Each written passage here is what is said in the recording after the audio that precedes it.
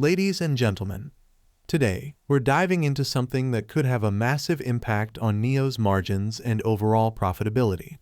This isn't just a small update, it's a major development involving both tax changes and tax subsidies that every NIO investor, buyer, and EV enthusiast should understand. What we're about to cover will explain why orders for the NIO ES8 are skyrocketing, why customers are lining up until next summer, and how NIO is strategically navigating this to its advantage. So stick around, because the details here are going to affect how you think about NIO's delivery strategy, margins, and overall business outlook. This is not financial advice.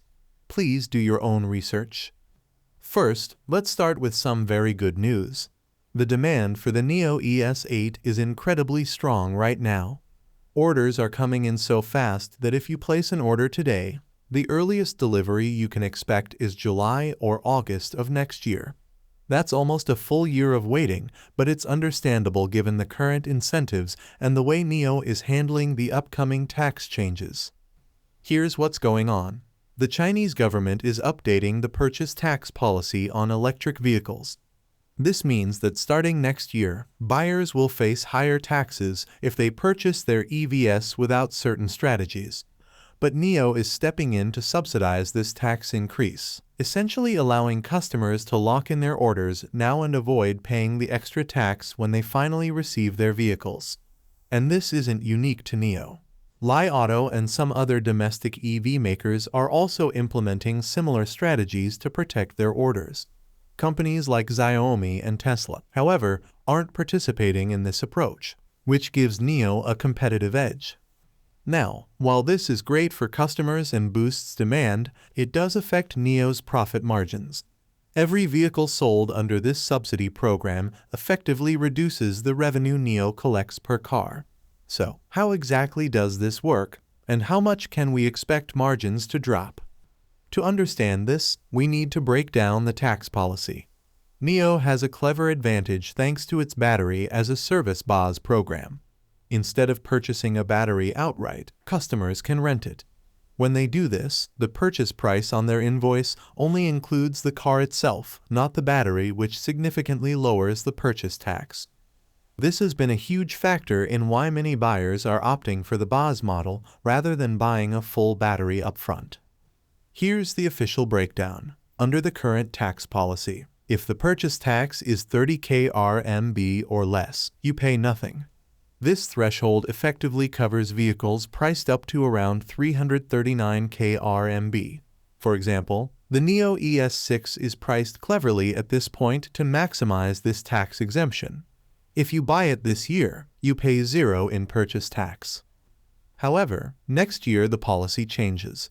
The maximum deduction drops to 15,000 RMB. Calculating the exact tax becomes a little more technical. You take the purchase price and divide it by 11.3 to estimate the tax. So, for a car priced at 200,000 RMB this year, the tax is zero, but next year, that same car would be subject to about 8,849 RMB in taxes. Let's focus on the ES8. Its base BaaS price is around 338,800 RMB, which is just under the current threshold. That means if you buy an ES8 this year, the tax is zero.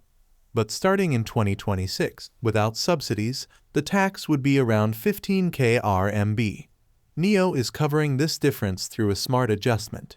They slightly reduce the car's price so that the net tax payment from the customer remains zero. So what does this mean financially?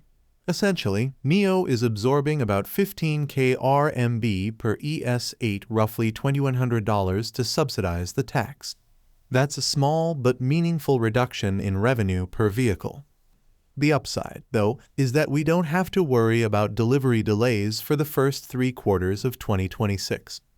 Demand is so high that people are lining up to place orders, ensuring that NIO's production for 2025 is fully booked. While this strategy temporarily eats into margins, it guarantees strong sales volumes and secures customer loyalty. When you put it all together, the impact on vehicle margins is roughly a 4% decrease for Q1, Q2, and even Q3 of next year. This is because NIO is subsidizing the tax to maintain demand, even though the government is also partially contributing to the subsidy.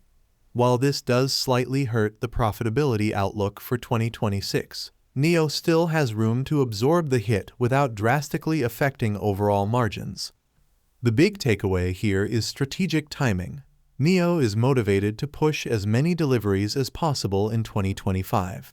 Every car delivered this year avoids the tax subsidy hit, preserving margins. Conversely, cars delivered in 2026 incur the subsidy cost, slightly reducing profitability.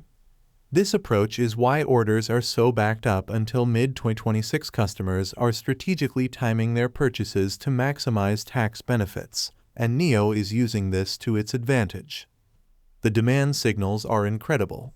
Sales reps are actively encouraging buyers to place orders now to avoid the extra tax, and buyers are responding enthusiastically. This strategy ensures NIO meets its production limits efficiently while maintaining high demand and customer satisfaction. Even though the margin impact is real, it's relatively modest, and the company benefits from delivering a large volume of cars. So yes, margins will decrease by approximately 4% for the early part of 2026. But the overall delivery numbers will be strong, production will be maximized, and customer interest remains extremely high. In the grand scheme, this tax subsidy strategy helps NIO maintain its competitive position, strengthens demand, and secures early adoption for the ES8. To sum it all up, NIO is navigating a complex tax policy change in China with smart strategies that benefit customers and preserve demand. The ES8 is flying off the order books, with deliveries pushed to July or August of next year due to overwhelming demand. Customers benefit by avoiding higher taxes, while NIO strategically absorbs a small revenue hit around $2,800 per ES8 to keep orders strong. This reduces vehicle margins by roughly 4% in the first 3 quarters of 2026, but ensures that deliveries remain high and production stays fully booked. Essentially, NIO is prioritizing volume, customer satisfaction, and long-term positioning over a minor short-term margin dip. It's a clever, calculated move that shows why NIO remains a strong player in the EV market, even amid changing tax policies. If you're watching this as an investor or potential buyer, the key takeaway is clear.